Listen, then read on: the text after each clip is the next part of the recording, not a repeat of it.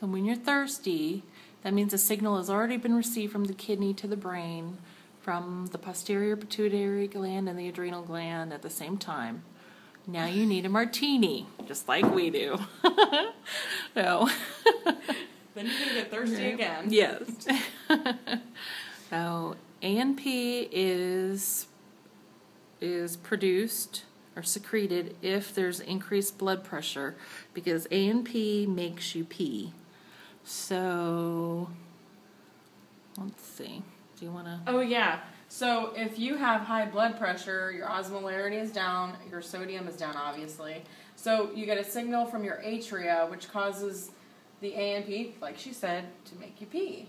And so over here, you're going to have a squishy, and it's going to stimulate the ANP to make you pee. It's going to push on it and make the pee go through. It's going to expand the afferent arteriole. Okay. So this overview is what the hormones do.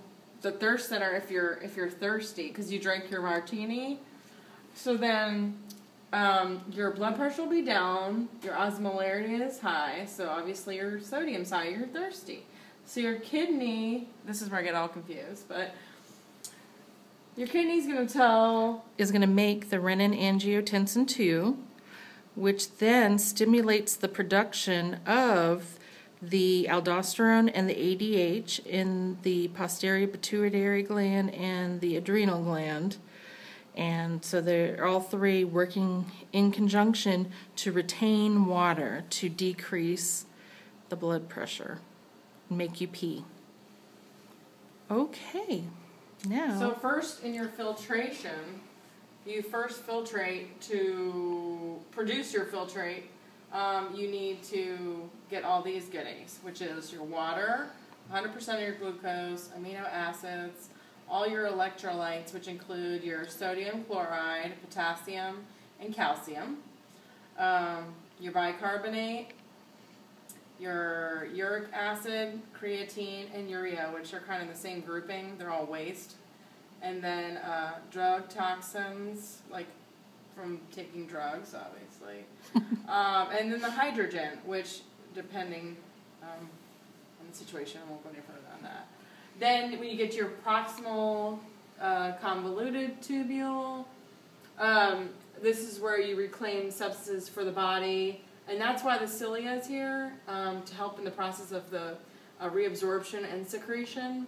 So your reabsorption would be, you want to keep your water, your glucose, 100%, because that's your energy, sodium chloride, amino acids, potassium, calcium, and bicarbonate.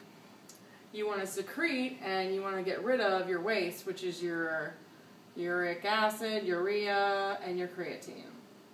And also you want to secrete your hydrogen and the toxins and the drugs, which are kind of coinciding.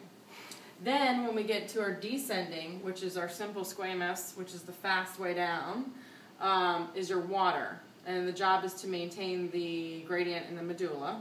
That's the whole job of the loop of Henle is in the medulla, is to keep up with the concentration. So when you do come on this side, obviously we've got our sodium, which gets reabsorbed. Obviously, again, if sodium's there, chloride's there, and potassium, which get reabsorbed on the ascending loop, which is much thicker.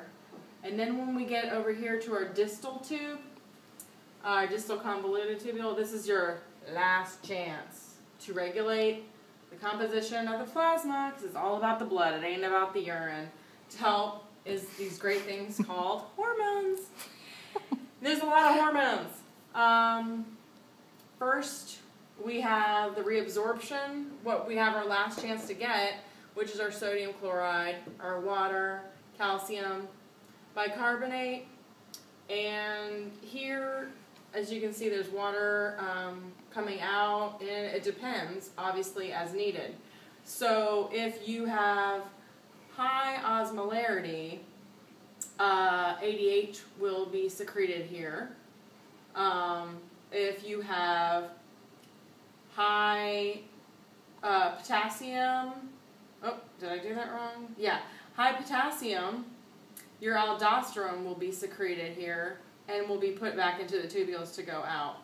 So those are two key hormones there. So yeah, I said if potassium is in the blood, it will, if it's high potassium, it will be secreted into the tubules.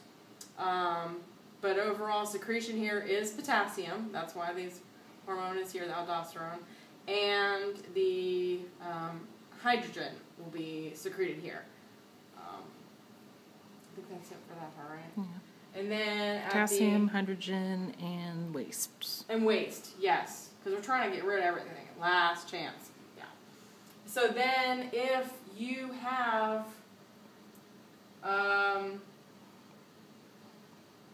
again the hormone factor here, what if your osmolarity is high here at the collecting duct, again that's the I'm thirsty factor, the ADH is still going to be helping out here.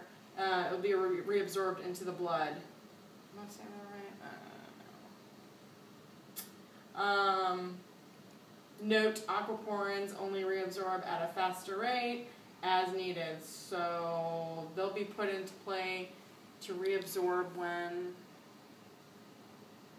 are they reabsorbing? When you need to increase the amount of water in your urine. When you need to increase the amount of water in your urine, which will be when you're... When your concentration gradient is off. Okay. And then you have your excretion, which I have nothing here. Excretion is the end of the road, so it's pretty much urea, creatine, creatinine, I can't spell. But basically those hormones are there because they're helping maintain so you don't get dehydrated. So that's it.